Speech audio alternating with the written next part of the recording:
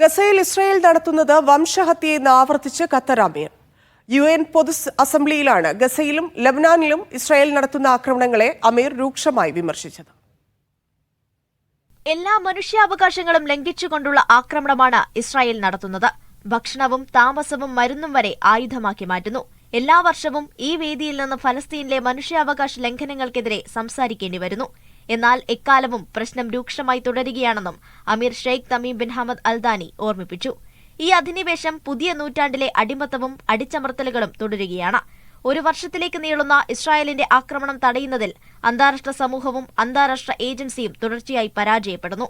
ഏറ്റവും വലിയ മാനുഷിക ദുരന്തമാണ് ഫലസ്തീൻ മേഖലയിൽ നടക്കുന്നത്. യുദ്ധം ലബനാനിലേക്കും വ്യാപിപ്പിച്ചത് ആശങ്കയുണ്ടാക്കുന്നതാണ്.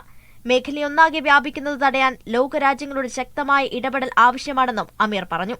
മധ്യസ്ഥ ദൌത്യം ഖത്തർ തുടരും. എന്നാൽ സ്വതന്ത്ര ഫലസ്തീൻ യാഥാർത്ഥ്യമാക്കുക മാത്രമാണ് പ്രശ്നപരിഹാരമെന്ന് അമീർ വ്യക്തമാക്കി. Media 1 Doha.